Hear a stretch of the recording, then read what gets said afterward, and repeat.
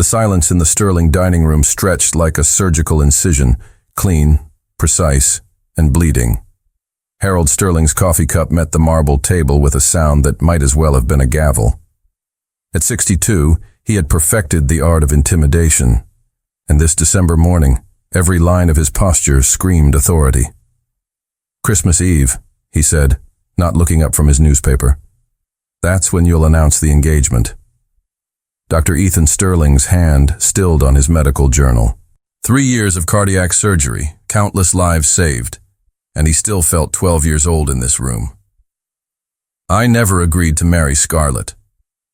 "You never agreed to a lot of things that happened anyway." Harold's smile was winter sharp. "Medical school, specializing in cardiology, following in the family tradition. Those were my choices." "Were they?" Harold finally looked up, and Ethan saw his own gray eyes reflected back, cold, calculating, empty of warmth. "Or were they the logical steps for someone who wanted to inherit Sterling Medical Group?" The words hung between them like a challenge. Ethan had heard this threat building for months, but hearing it spoken aloud felt like a punch to the solar plexus. "I built this empire with my bare hands," Harold continued, his voice dropping to that deadly quiet tone. "Every hospital, every clinic, every dollar. And I'll be damned if I leave it to someone who can't make the right decisions about his personal life. Scarlett Blackwood is not the right decision. Scarlett Blackwood is from our world. She understands power, influence, the sacrifices required to maintain what we've built." Harold leaned back in his chair. "Unlike whatever waitress you might pick up in some misguided rebellion. The casual cruelty of it, the assumption that Ethan's eventual choice would be some random act of defiance rather than love, made something snap inside him. "Maybe I will marry a waitress," Ethan said quietly. Harold's laugh was like glass breaking. "Please do. I'll enjoy watching you try to survive without the Sterling name behind you." The bell above Murphy's diner door chimed like a death knell as Ethan pushed inside.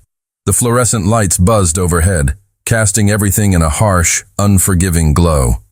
He'd been driving for 2 hours, his father's ultimatum echoing in his head like a migraine. "Sit anywhere you'd like, honey."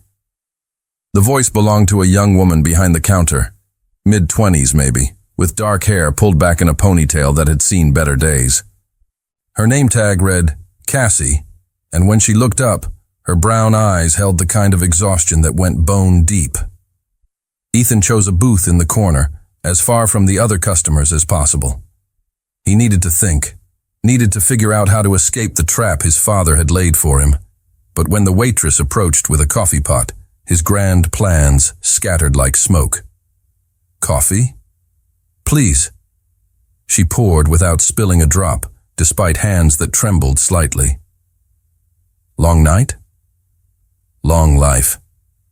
The words came out more bitter than he'd intended, and something flickered in her expression. Not pity, but recognition. As if she understood what it meant to feel trapped by circumstances beyond your control. "You want some pie with that? Apple's day old, but the cherry's fresh." "I'm not really hungry. Neither am I most days. But sometimes you eat anyway." She set the coffee pot down on his table. "Because giving up isn't really an option." Ethan looked up at her then, really looked. Tired eyes, yes, but intelligent. A chin that lifted with pride despite the weariness. Hands that were clean but showed the signs of hard work. Small cuts, a burn mark near her wrist. "What's your story?" he asked. "My story?" Cassie's laugh held no humor. "You sure you want to hear that? It's not exactly dinner conversation. Try me." She glanced around the diner, checking that her other customers were settled, then slid into the booth across from him. The vinyl squeaked under her weight. "3 jobs," she said simply. "This place mornings and weekends, office cleaning at night, and stocking shelves at the grocery when they need extra help.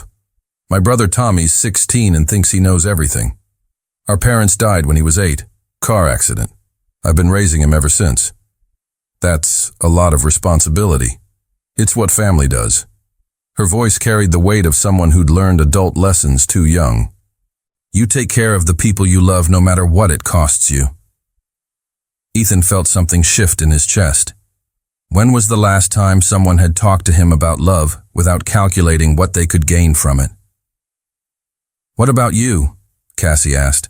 What's your long life story? I'm a doctor. Cardiac surgery. He paused, unsure how much to reveal. My father wants me to marry someone I don't love.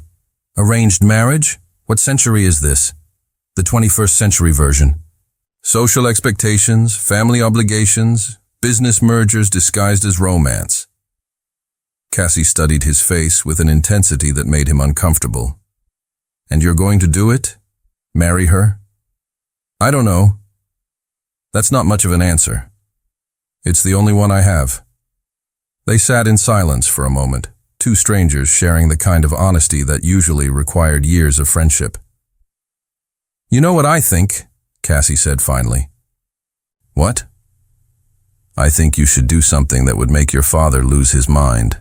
Something so completely unexpected that he'd have no choice but to accept that you're your own person. Like what? Like marry someone he'd never approve of. The words hung between them like a dare. Ethan felt his heart start to race, not with fear, but with possibility. Someone like you?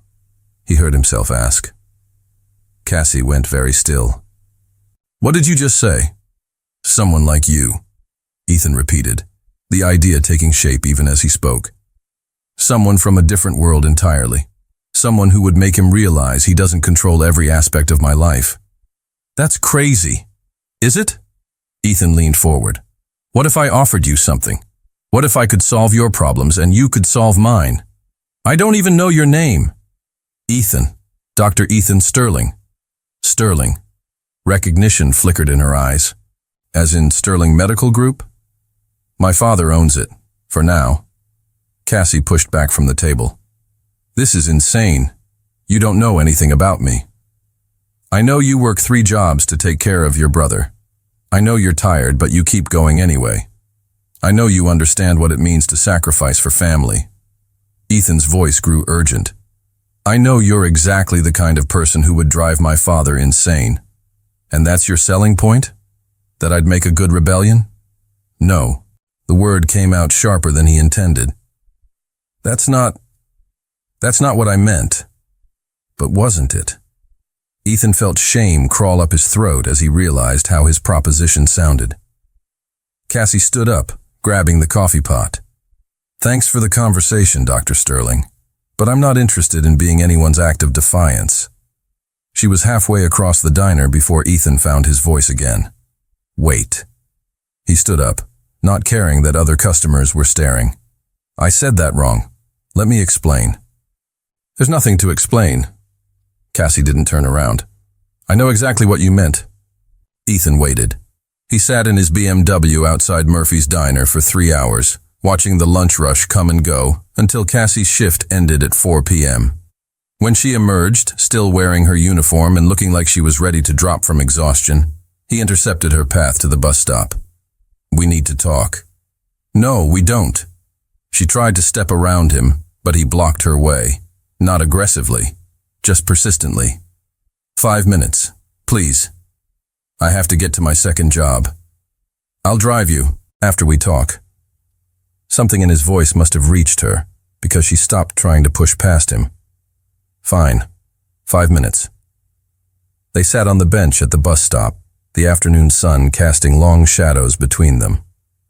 I handled that badly in there, Ethan began. You think? I made it sound like you'd be some kind of prop in my family drama. That's not what I meant. Then what did you mean? Ethan ran his hands through his hair, searching for words that wouldn't sound condescending or cruel. My father has controlled every major decision in my life since I was born. Where I went to school, what I studied, which residency program I entered, and now he wants to control who I marry. So rebel. Date whoever you want. It's not that simple. If I don't marry Scarlett Blackwood by Christmas Eve, he's threatening to disinherit me. So you lose your trust fund. Big deal. It's not about money. The words came out frustrated. It's about the hospitals, the clinics, all the patients who depend on Sterling Medical Group. If my father's successor is some corporate board instead of someone who actually cares about medicine. You'd sacrifice your happiness for that. Wouldn't you sacrifice yours for Tommy? The question hit its mark. Cassie's expression softened slightly. That's different, is it? We're both trapped by circumstances we didn't choose, both willing to give up what we want for the people who depend on us. What exactly are you proposing? A partnership. Marriage in name only, just long enough to prove to my father that he can't control me. I pay off whatever debts you have, set up college funds for Tommy, make sure you never have to work 3 jobs again. After a year, quiet divorce, generous settlement, you get financial security, I get my independence. Cassie was quiet for a long time, staring at the cracked sidewalk beneath their feet. Why me? She asked finally. You could find someone else to play this role. Because when you talked about taking care of Tommy, your whole face changed. Because you understand what it means to put someone else's needs above your own. Ethan paused. Because when you looked at me, you didn't see dollar signs or social status. You just saw someone who was tired of being controlled. This is insane. Completely insane, Ethan agreed. But sometimes insane is the only way to stay sane. Cassie looked at him then, really looked at him, and Ethan felt something pass between them. Not attraction exactly, but understanding. Recognition of shared desperation. What would this marriage look like? Separate bedrooms, separate lives mostly. A few public appearances to sell the story. You'd move into my penthouse, at least temporarily. Tommy could transfer to better schools if he wanted. And after a year? You'd disappear with enough money to never worry about working 3 jobs again. I run Sterling Medical Group and eventually marry someone I actually choose. Someone appropriate. Someone real. The bus wheezed to a stop in front of them, its doors opening with a hydraulic sigh. I have to think about this, Cassie said, standing. Of course. Take all the time you need. She started toward the bus, then turned back. What's she like? Scarlet? Beautiful, wealthy, cold as winter. And she loves you? Ethan considered the question seriously. She loves what I represent. The Sterling name, the social status, the financial security. I don't think she's ever seen me as anything more than a very expensive accessory. That's sad. What's sad is that until I met you, I thought that was normal. Cassie said yes 3 days later, her voice steady, despite the way her hands shook as she signed the prenuptial agreement. The ceremony took place at City Hall on a Thursday morning, with 2 strangers serving as witnesses and a judge who looked like he'd rather be anywhere else.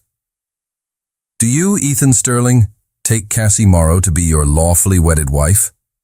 I do. Do you, Cassie Morrow, take Ethan Sterling to be your lawfully wedded husband? A pause that lasted forever. I do. The rings were simple gold bands bought from a jewelry store 10 minutes before the ceremony. When Ethan slipped the ring onto Cassie's finger, her hand was ice cold. You may kiss the bride. Their first kiss was awkward, hesitant, 2 actors who hadn't rehearsed the scene. But when their lips touched, something unexpected happened. For just a moment, the pretense fell away, and they were simply 2 people who had chosen to save each other. Congratulations, the judge said, his voice bored. You're married. They drove to Ethan's penthouse in silence, the weight of what they'd done settling between them like fog. The apartment was everything Cassie had expected. Glass and steel, expensive furniture, the kind of sterile perfection that belonged in magazines rather than real life. Your room is down the hall, Ethan said, setting her single suitcase in the guest bedroom. There's a private bathroom, and you can redecorate however you want. Thank you. Cassie. He paused in the doorway. Are you okay? I just married a complete stranger to help him spite his father. I'm questioning my sanity, but I'm okay. For what it's worth, you're not completely a stranger anymore. Aren't I? Ethan looked at her, really looked at her, standing in the middle of his expensive guest room in her thrift store dress, clutching a suitcase that had seen better years. I don't know, he said honestly. I guess we'll find out. The first dinner with his parents was scheduled for Saturday night, 2 days after the wedding. Cassie had never been more nervous in her life. What do I need to know? She asked, smoothing down the simple black dress Ethan had bought her, the first new dress she'd owned in 3 years. My mother will try to make you feel inferior. She has a talent for backhanded compliments and pointed questions about your background. And your father? My father will try to figure out what you want from me so he can use it against both of us. Lovely family. They weren't always like this, or maybe they were, and I just never noticed because I was part of it. The Sterling mansion sat on 5 acres of perfectly manicured grounds, all brick and ivy and old money.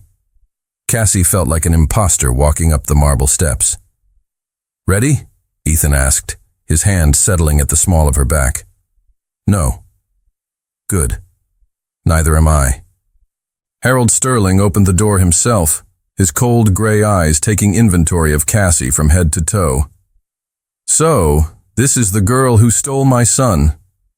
I'm Cassie, she said, extending her hand. Thank you for having me in your home.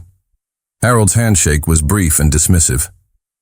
Catherine will want to meet you, of course. She's in the drawing room. Catherine Sterling was elegant in the way that only came from generations of wealth.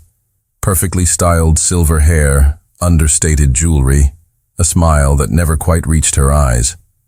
Cassie, dear, she said, air-kissing both cheeks. What a surprise this has all been.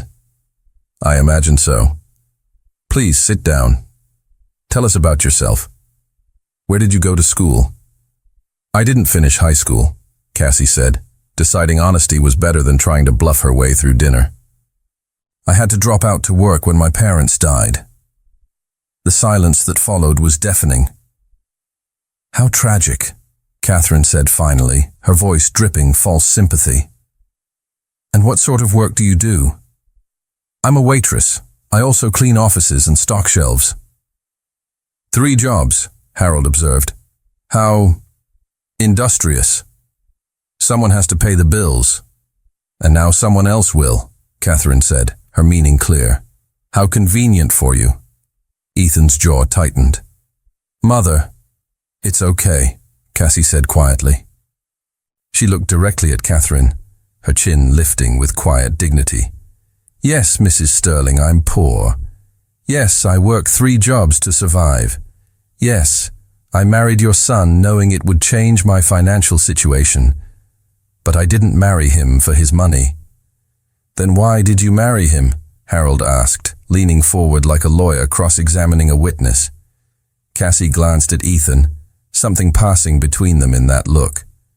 Because he saw me, she said simply. Not what I could give him or what I represented. Just me. How romantic, Harold said dryly. It is, Ethan said, his voice firm. More romantic than anything I've ever experienced with someone from our world. The barb hit its target. Catherine's smile grew sharper. Well, she said, I suppose we'll all have to adjust to this new arrangement. Dinner was served in the formal dining room, 7 courses on china that probably cost more than Cassie made in a month. The conversation was stilted, full of loaded questions and uncomfortable silences. And what are your plans now? Catherine asked over dessert. Will you be continuing with your work? I'm going to finish my education, Cassie said. Get my GED, maybe take some college classes. How ambitious, Harold said. And expensive. Knowledge usually is. Indeed.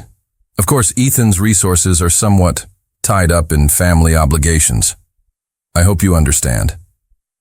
The threat was subtle but clear. Behave, or the money disappears. I understand perfectly, Cassie replied. I also understand that some things are more valuable than money. Such as self-respect, integrity, The freedom to choose your own path instead of having it chosen for you. The words hung in the air like a challenge. Harold's eyes narrowed. Interesting philosophy from someone who just married into wealth. I didn't marry into wealth, Mr. Sterling. I married your son. There's a difference.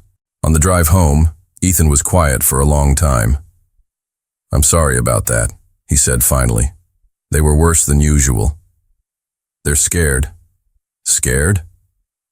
Of losing control of you. Of you choosing something they didn't plan. Cassie looked out the window at the city lights blurring past. I feel sorry for them, actually. Sorry for them. They've never experienced anything real. Everything in their world is calculated, arranged, designed to maintain status. They don't know what it feels like to love someone enough to risk everything for them. Is that what you think we're doing? Risking everything? Aren't we?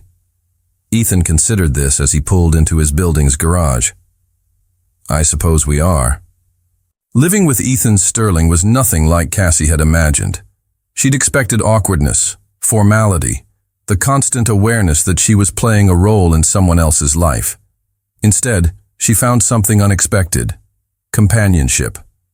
They developed routines without discussing them. Ethan left for the hospital before dawn, but he always made coffee for both of them, leaving hers in a travel mug with a note about the day's weather. Cassie, who had never lived anywhere that stayed warm without constant vigilance, began leaving lights on throughout the apartment so Ethan wouldn't come home to darkness. You don't have to cook, he told her one evening, finding her in the kitchen preparing dinner. I know. I like cooking. When's the last time someone cooked for you? The question caught her off guard. I don't remember. Then let me help. Watching Dr. Ethan Sterling attempt to chop vegetables was simultaneously endearing and terrifying.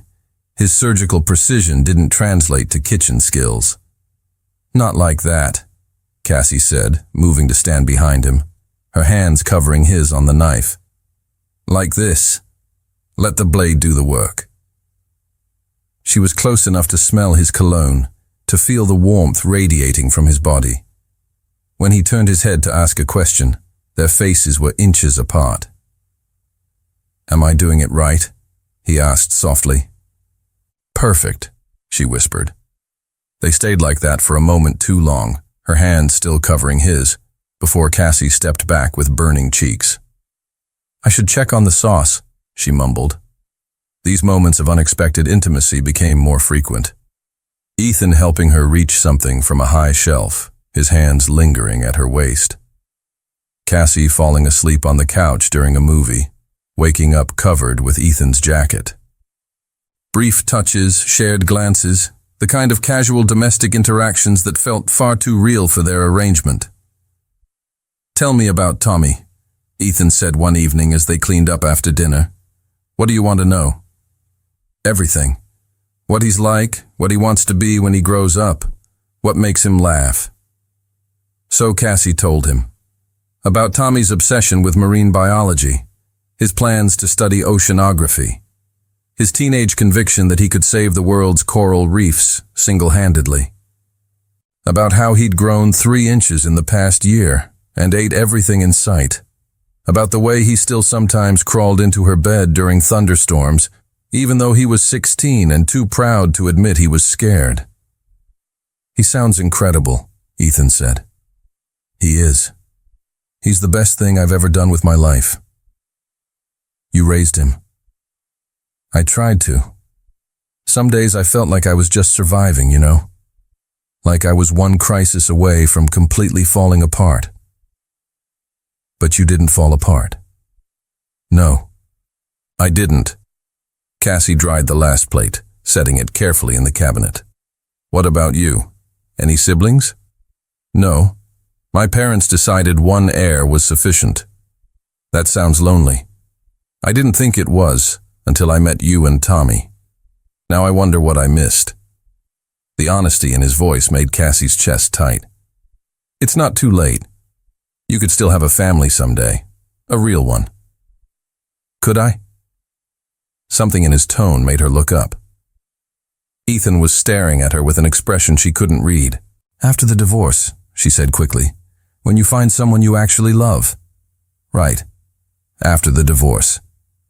But neither of them moved to end the conversation, to retreat to their separate bedrooms. They stood in his pristine kitchen, the weight of unspoken possibilities hanging between them like a bridge neither was brave enough to cross. 3 months into their marriage, Cassie felt herself drowning in feelings she had no right to have. Every smile Ethan gave her, every casual touch, every moment of genuine laughter over shared meals was torture. She was falling in love with her fake husband, and there was nothing she could do to stop it. The realization hit her fully one Tuesday morning when she woke up to find a note on her coffee mug. Emergency surgery ran long. Didn't want to wake you. Hope your day is beautiful. E. She stood in his immaculate kitchen, holding a piece of paper that meant nothing and everything, and felt her heart crack open. This was what love felt like. Not the desperate need she'd felt for the men who'd used her before, but something warm and steady and impossible. She was still staring at the note when the doorman called up. "Mrs. Sterling, there's a Ms. Blackwood here to see you." Cassie's blood went cold. "Send her up." Scarlett Blackwood was everything Cassie wasn't. Tall, blonde, elegant in that effortless way that only came from a lifetime of privilege. She swept into the apartment like she owned it, her expensive heels clicking against the hardwood floor. "So you're the little waitress who stole my fiancé," she said without preamble. "I'm Cassie, and Ethan was never your fiancé." "Wasn't he?" Scarlett settled onto the white leather couch like a queen claiming her throne. "We had an understanding. Our families had an arrangement. The only reason we weren't officially engaged was timing." "Well, the timing worked out differently than you expected." Scarlett laughed, the sound like breaking glass. "Did you really think this would last? That someone like Ethan would stay married to someone like you? Someone like me? Poor, uneducated, desperate." Scarlett's blue eyes were cruel as winter. "Honey, you're a phase, a rebellion. The kind of mistake rich boys make when they want to feel dangerous." Each word hit like a physical blow because they echoed every fear Cassie had been trying to suppress. "Ethan loves me," she said weakly. "Ethan feels sorry for you. There's a difference." Scarlett stood, moving to examine the family photos on the mantel, pictures that had been there long before Cassie arrived. "Look around you, sweetheart. This is his world. Do you really think you belong in it?" "I think belonging is about more than money." How naive.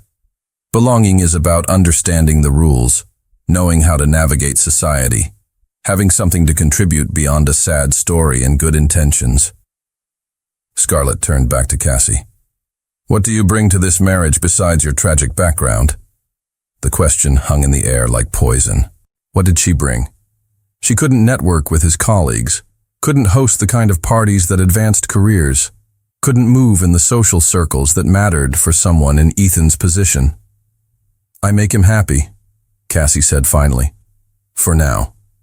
But what happens when the novelty wears off? When he realizes that love isn't enough to bridge the gap between your worlds?" Scarlett moved closer, her voice dropping to a whisper. "When he starts to resent the career opportunities you've cost him, the social connections he's lost, the reputation damage from marrying so far beneath his station. You don't know what you're talking about." "Don't I? Let me tell you what I know. I know that Ethan's been turned down for 3 major positions in the past 2 months because of questions about his judgment. I know that his colleagues whisper about his charity case wife behind his back. I know that his parents are quietly working to find ways to separate him from you." The words hit like hammer blows. "That's not true. Isn't it? When's the last time he took you to a hospital function? When's the last time he introduced you to his colleagues as anything more than my wife? Face it, darling, he's already ashamed of you. He just doesn't know it yet." Scarlett moved toward the door, her message delivered with surgical precision. "I'm not telling you this to be cruel," she said, her voice softening with false sympathy. I'm telling you this because someone needs to be honest with you. Ethan is going to break your heart. The only question is whether you're going to let him destroy your dignity too. After she left, Cassie sank onto the couch, Scarlett's words echoing in her head. She looked around the apartment with new eyes, at the expensive furniture she was afraid to sit on, the art she didn't understand, the life she was pretending to live. What did she bring to this marriage besides her tragic background? The question haunted her for the rest of the day. When Ethan came home that evening, exhausted from surgery, she watched him move through their shared space and wondered if Scarlett was right. Was she holding him back? Was their marriage costing him opportunities she didn't even know about? "How was your day?" he asked, kissing her cheek in the casual way that had developed between them. "Fine," she lied. "How was yours?" "Long, but better now that I'm home." Home. The word used to warm her. Now it felt like another weight around her neck. 3 months into their marriage, Cassie felt herself drowning in feelings she had no right to have. Every smile Ethan gave her, every casual touch, every moment of genuine laughter over shared meals, was torture. She was falling in love with her fake husband, and there was nothing she could do to stop it.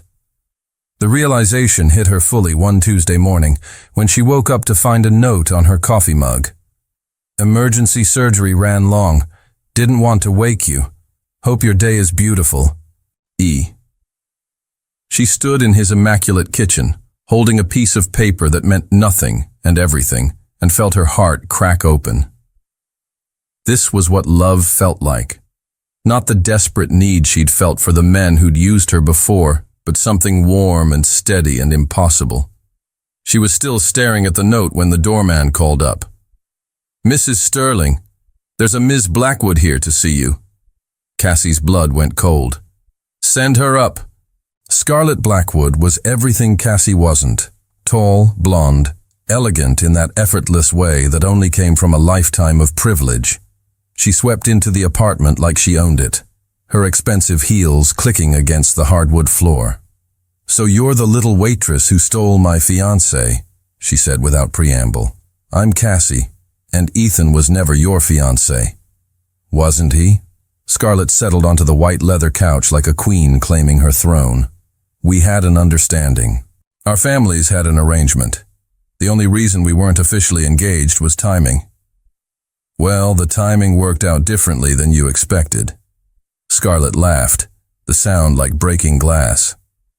"Did you really think this would last?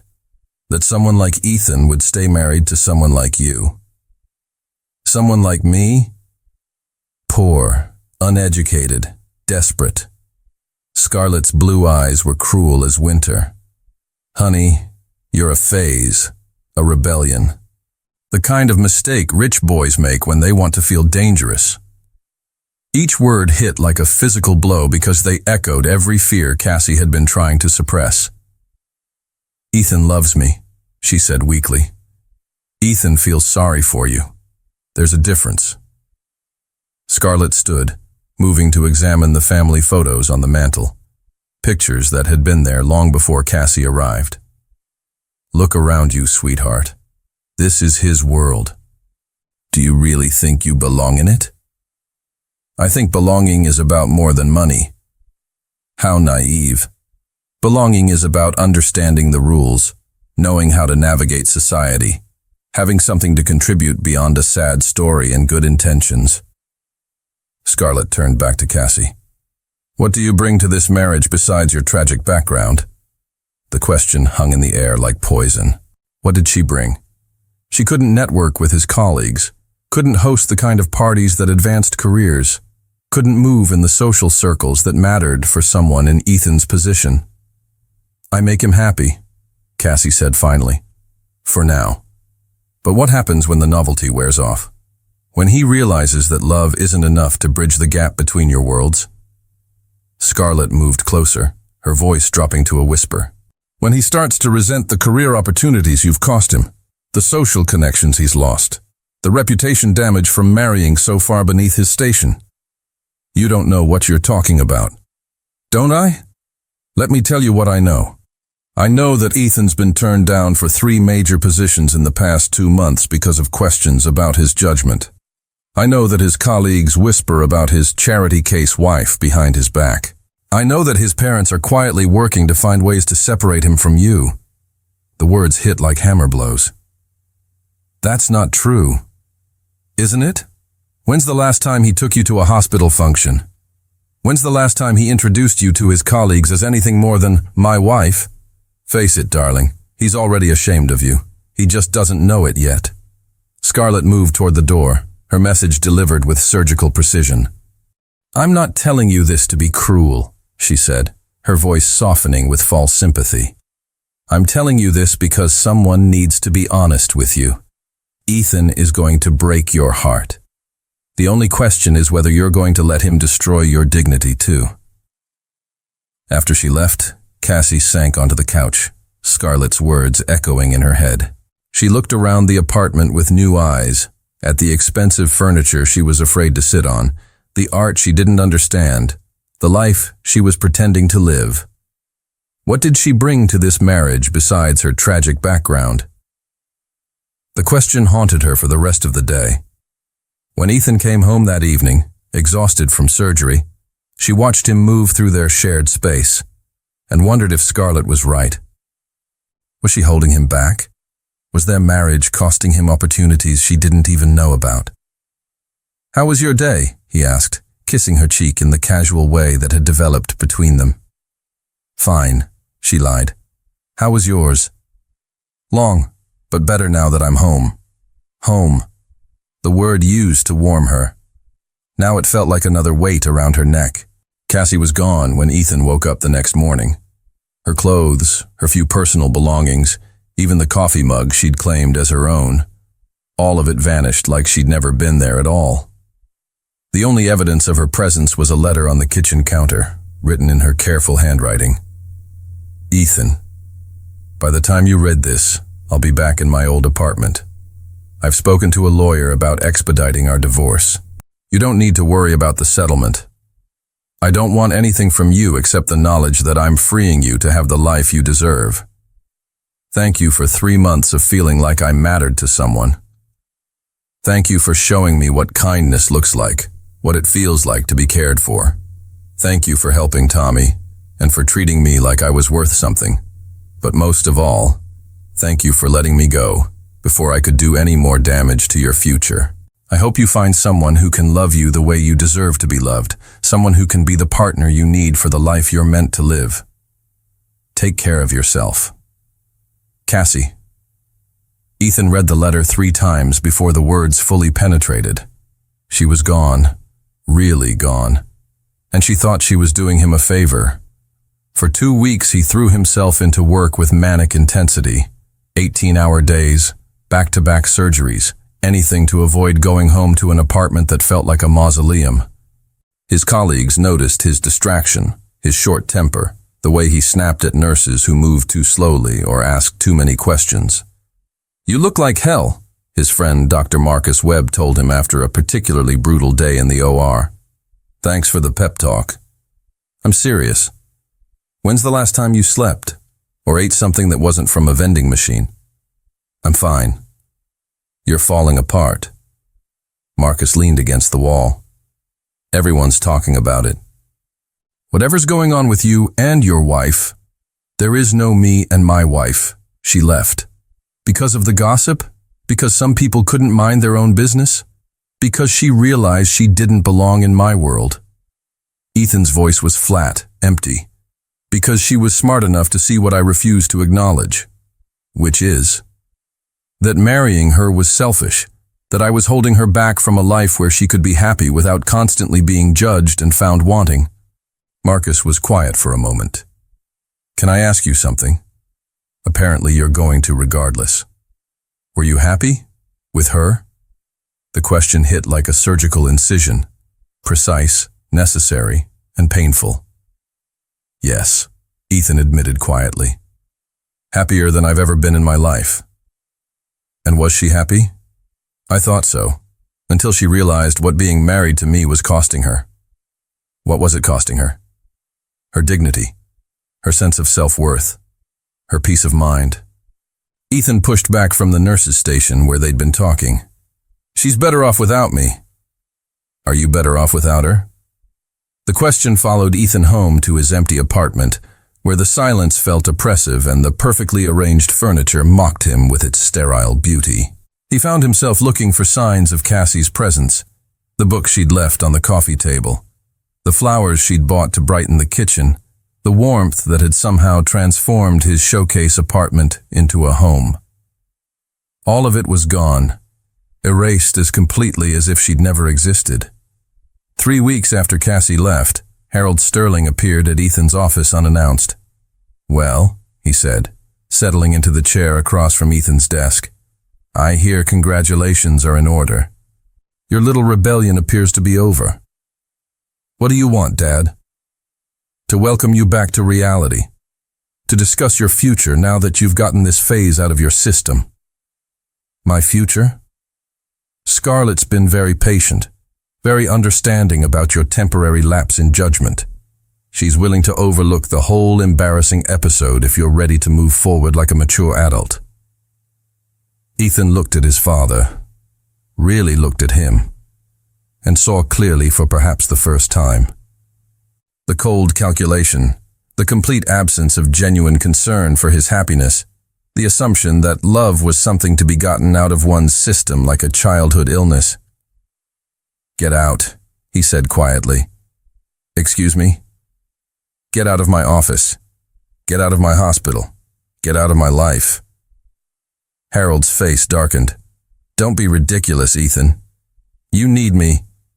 I don't need anyone who thinks my marriage was an embarrassing episode to be overlooked. I don't need anyone who sees the woman I love as a temporary lapse in judgment." "The woman you love?" Harold laughed coldly. "She left you, didn't she? Ran back to whatever hovel she came from the moment things got difficult. That's what people like her do. They take what they can get and disappear when it's convenient." "People like her don't exist," Ethan said, standing up. "There is no one like Cassie. She didn't leave because things got difficult. She left because she thought she was protecting me. Because she's selfless enough to sacrifice her own happiness if she believes it's best for someone she cares about." How noble. How utterly pointless. You're right. It is pointless. Because I would rather have a life with her that disappoints you than a life without her that meets your approval. Harold studied his son's face, and for the first time in years seemed to realize he was looking at a stranger. "If you choose her over your family, over your legacy, then I choose her. Every time, without question, forever. I'll disinherit you. Then disinherit me. I'll build my own practice, make my own way. I'd rather be poor with Cassie than rich without her." After Harold left, Ethan sat alone in his office, staring out the window at the city where Cassie was somewhere living her life without him.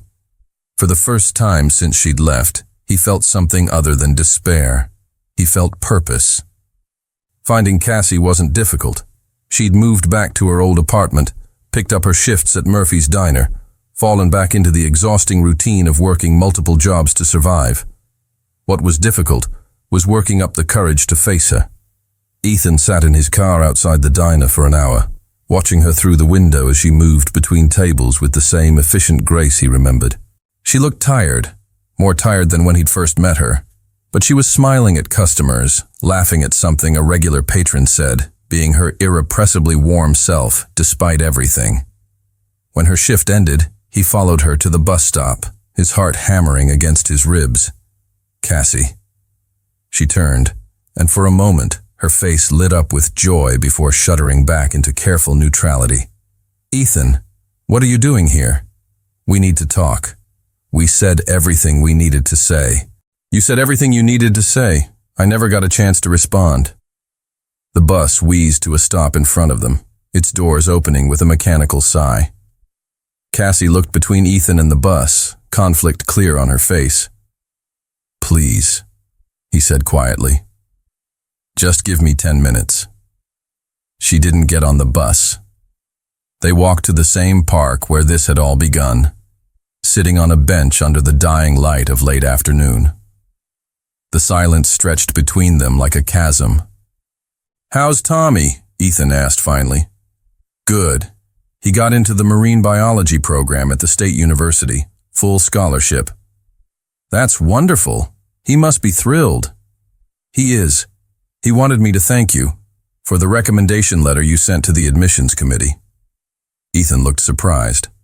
"How did you know about that?" "The admissions officer mentioned it when she called with the good news. Apparently a letter from Dr. Ethan Sterling carries significant weight in academic circles. Tommy earned that scholarship on his own merit." "Maybe, but your name opened the door." Cassie looked at him directly for the first time. "Why did you do that? After I left?" "Because I love you. And people who love each other take care of the people who matter to their loved ones. Don't what? Don't say you love me. It doesn't change anything. It changes everything." "No, Ethan, it doesn't." Cassie's voice grew stronger, more determined. "I've had a month to think about this, to get some perspective. What we had, it wasn't real. It was gratitude and proximity and two lonely people convincing themselves that dependency was love. That's not true, isn't it? You married me to spite your father. I agreed because I needed the money. Everything that happened after that was just us trying to make the best of a business arrangement. And the nights we spent talking until dawn, the way you laughed when I burned dinner trying to impress you, the way you held my hand during that documentary about ocean conservation because you knew I was thinking about Sarah." Cassie's composure cracked slightly. "That was friendship. Was it friendship when you kissed me awake that morning when I fell asleep on the couch? When you told me about your parents' accident and cried in my arms? When you said you'd never felt safer anywhere than you did in our bed? We didn't sleep together? No. But you slept in my arms more nights than not, and don't tell me that was just convenience."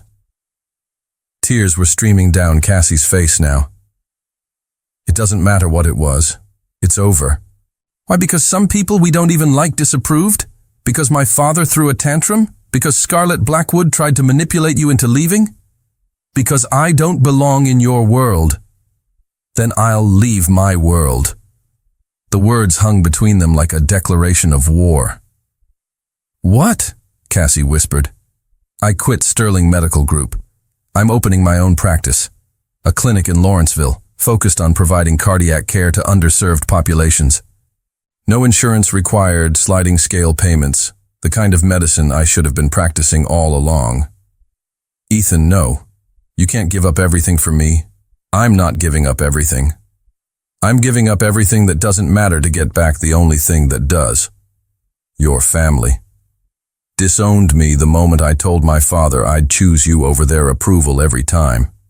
Apparently, loving someone more than the Sterling reputation is grounds for disinheritance. Your career will be exactly what I want it to be for the first time in my life. Medicine that matters, patients who need me, work that actually makes a difference instead of just maintaining status." Cassie stared at him, her face cycling through shock, disbelief, and something that might have been hope. "You can't be serious." "I've never been more serious about anything in my life." Ethan moved closer on the bench. "Cassie, I spent 30 years living the life my father planned for me, becoming the man he wanted me to be. And I was miserable, successful, respected, and completely empty inside. Until I met a waitress who worked 3 jobs and still found energy to care about a stranger's problems. Until I married someone who saw through all my pretenses and loved me anyway. Until I lived with a woman who made my sterile apartment feel like home just by being in it." "Ethan, I love you," he said fiercely. "Not because you need rescuing, not because you're convenient, not because you helped me rebel against my father. I love you because you're brave and kind and real in a world full of people who are none of those things. I love you because you make me want to be better than I am. But the differences between us are exactly what make us perfect for each other. You keep me grounded. I help you dream bigger. You show me what really matters, I give you the resources to fight for it. We balance each other, Cassie. We make each other whole. Cassie was sobbing now, her careful composure completely destroyed. I'm scared, she whispered. Of what? Of believing this is real. Of letting myself think we could actually work. Of trusting that you won't wake up one day and realize you've made a terrible mistake. Ethan reached for her hands, and this time, she didn't pull away. Look at me, he said gently. She raised her tear-streaked face to his. I woke up every morning for a month knowing I'd made a terrible mistake, and it wasn't marrying you. It was letting you walk away without fighting for us. The people in your world will never accept me. Then we'll find new people, better people. The kind of people who judge character instead of bank accounts. Your parents made their choice, just like we're making ours. Cassie searched his face, looking for doubt, for signs that this was temporary insanity that would fade with time. What if it's not enough? She asked quietly. What if love isn't enough to overcome everything else? Then we'll fail together. But at least we'll fail at something real instead of succeeding at something empty. For a long moment, they sat in silence, the weight of the decision hanging between them. I missed you, Cassie admitted finally. I missed you too. Every single day. I kept your coffee mug. I don't even drink coffee, but I couldn't bring myself to throw it away. I couldn't sleep in our bed. I've been living on the couch for a month because everything in that room smelled like you. Despite everything, Cassie smiled. We're pathetic. We're in love. Sometimes it's the same thing. So what happens now? Now you come home with me and we figure out how to build a life together. A real life this time, not an arrangement. And if it doesn't work, then at least we'll know we tried. But Cassie, Ethan cupped her face gently, his thumbs brushing away her tears. I don't think we're going to fail. I think we're going to be extraordinary together. Promise me something. Anything.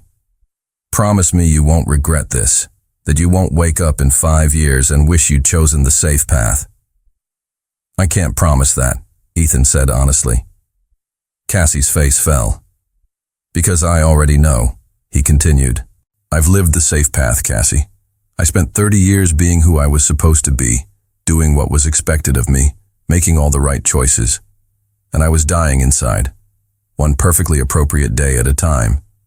And now? Now I'm awake, terrified, uncertain, completely outside my comfort zone, but awake. And I would rather spend 1 year truly alive with you than 50 years sleepwalking without you. Cassie looked into his eyes and saw her own future reflected back. Uncertain, unconventional, but absolutely real. Okay, she whispered. Okay, let's go home. The Lawrenceville Community Cardiac Clinic occupied a converted warehouse between a laundromat and a grocery store that had seen better decades. The waiting room furniture was donated, the paint was 2 years past needing a refresh, and the air conditioning worked only when it felt like it. It was also the most important work Ethan had ever done. Dr. Sterling? Maria Santos, the clinic's volunteer coordinator, poked her head into his office. Mrs. Rodriguez is here with her granddaughter, the little girl you operated on last month. Send them back. 8-year-old Sofia Rodriguez bounded into the office, her grandmother trailing behind with tears in her eyes. The child who had been pale and listless 6 weeks ago was now pink-cheeked and energetic, her surgical scar hidden beneath a t-shirt decorated with cartoon dolphins. Dr. Sterling, look what I can do! Sophia proceeded to demonstrate a series of jumping jacks that would have been impossible before her heart surgery. That's wonderful, Sophia. How do you feel? Like I can run forever. Abuela says I have to be careful, but I feel strong like a superhero. Mrs. Rodriguez wiped her eyes. Doctor, we can never thank you enough. The other doctors, they said the surgery would cost more than our house. They said to take her home and keep her comfortable. Every child deserves a chance at a healthy life, Mrs. Rodriguez. No exceptions. After they left, Ethan sat in his cramped office, surrounded by thank you cards and children's drawings, and felt something he'd never experienced in the pristine halls of Sterling Medical Group. Complete professional satisfaction. Busy day? Cassie appeared in his doorway, carrying 2 cups of coffee from the diner down the street. The best kind of busy. She settled into the chair across from his desk, and Ethan marveled again at how right this felt. 6 months of marriage, real marriage this time, and he still felt that flutter of happiness whenever she walked into a room. "How was your day?" he asked. "Good. I got my GED results. Passed with honors." "Cassie, that's incredible." Ethan jumped up to hug her, spinning her around his tiny office. "I'm so proud of you. It's just a high school equivalency test. It's the first step toward everything you want to achieve. Have you thought more about college?" "Actually, yes." Cassie pulled a brochure from her purse. "The community college has a nursing program. 2 years, mostly evening classes, so I can keep working here part-time." "Here." Maria offered me the position of patient advocate, helping families navigate insurance, connecting them with resources, making sure people don't fall through the cracks. Ethan felt his chest swell with pride. "You'd be perfect for that." "I hope so. I want to help people the way you helped me, the way we helped each other."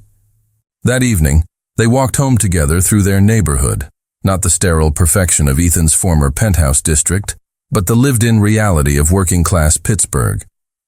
They'd bought a small house 3 blocks from the clinic, nothing fancy but warm and welcoming, with a garden where Cassie was attempting to grow tomatoes, and a front porch where they sat most evenings, watching the world go by. "Any regrets?" Cassie asked as they settled onto their porch swing. "About what?" "Giving up your trust fund, losing your family's approval, trading a penthouse for a 3-bedroom ranch house."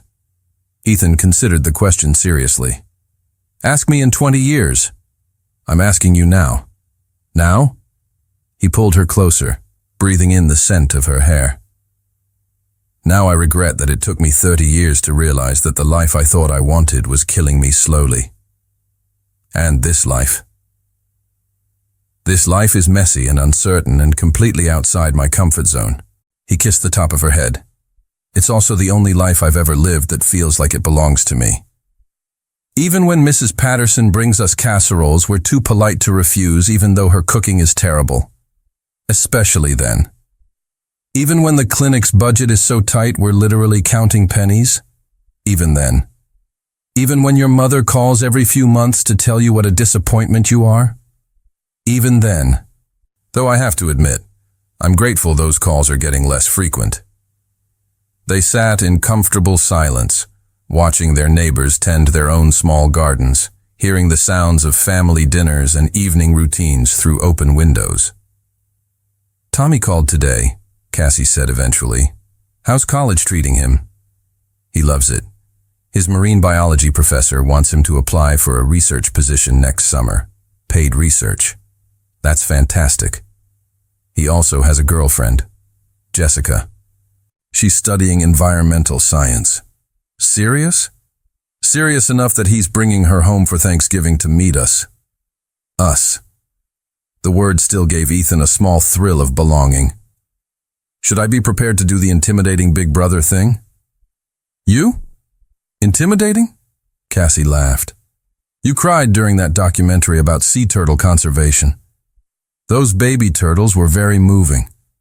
You're about as intimidating as a golden retriever. Hey, golden retrievers can be fierce when protecting their families." "True." Cassie settled more comfortably against his side. "Speaking of family." Something in her tone made Ethan look down at her. "What about family?" Cassie reached into her pocket and pulled out a small white stick, holding it up so he could see the 2 pink lines. For a moment, Ethan's brain couldn't process what he was seeing. Then understanding hit like a lightning bolt. We're going to have a baby." Ethan stared at the pregnancy test, then at Cassie's face, then back at the test, his heart racing. "How do you feel about that?" Cassie asked, suddenly nervous. "I know we haven't talked about children specifically, and the clinic is still getting established, and money's tight." Ethan silenced her with a kiss that tasted like joy and promises and the future they were building together. "I love you," he said against her lips. "I love you, and I love our baby, and I love the life we're creating. Even though it's going to make everything more complicated, especially because of that." Ethan placed his hand gently over her still flat stomach. "This baby is going to grow up knowing they were wanted, planned for, celebrated from the moment we knew they existed. They're going to grow up in a house full of love instead of expectations. And medical journals, lots of medical journals, and coffee stains on the furniture because their mother insists on bringing me coffee even though I've told her 1,000 times she doesn't have to take care of me. And terrible homemade dinners because their father still can't cook anything more complicated than scrambled eggs. And neighbors who bring casseroles we can't refuse. And a clinic where their parents work together to help other families. And a garden where their mother grows the world's most ambitious tomatoes.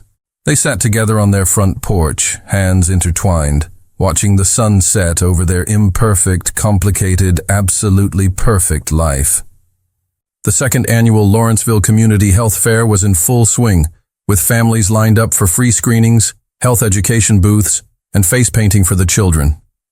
Dr. Ethan Sterling moved through the crowd, checking blood pressures and answering questions, while Cassie Sterling coordinated volunteers and translated for Spanish-speaking families. "Mama!" 18-month-old Grace Sterling toddled across the community center floor, her chubby arms reaching for Cassie. "There's my girl." Cassie scooped up their daughter, who had Ethan's gray eyes and Cassie's determined chin. "Were you good for Aunt Maria?" "She was an angel," Maria Santos called from the children's area, "though she did try to reorganize my entire filing system." "She gets that from her father," Cassie said, earning a mock-offended look from Ethan. "I don't reorganize filing systems. No, you just alphabetize the spice rack and color coordinate the medical journals. Organization is a virtue. Control freak is more accurate." They bantered like this constantly now, the easy back and forth of a couple who knew each other's quirks and loved each other anyway. Grace babbled happily between them, switching between Mama and Dada, and what sounded suspiciously like stethoscope. "Dr. Sterling?" A teenage boy approached hesitantly. "My mom wanted me to thank you. For the surgery last year, I'm Marcus Williams." Ethan's face lit up with recognition. "Marcus, how are you feeling?" "Great, amazing. I made varsity soccer this year." "That's wonderful. Your mom must be proud." "She is. She also wanted me to give you this." Marcus handed over an envelope. "She said to tell you it's not much, but she wanted to contribute something to the clinic." After Marcus left, Ethan opened the envelope to find a handwritten note and a $20 bill. "Dr. Sterling," the note read, "this is all I can afford right now, but I wanted to help other families the way you helped mine. Thank you for giving my son his life back. Linda Williams." Cassie read over his shoulder, both of them blinking back tears. "Not bad for a day's work," she said softly. "Not bad at all." As the health fair wound down, they packed up their supplies and headed home, Grace falling asleep in her stroller. Their house was exactly as they'd left it.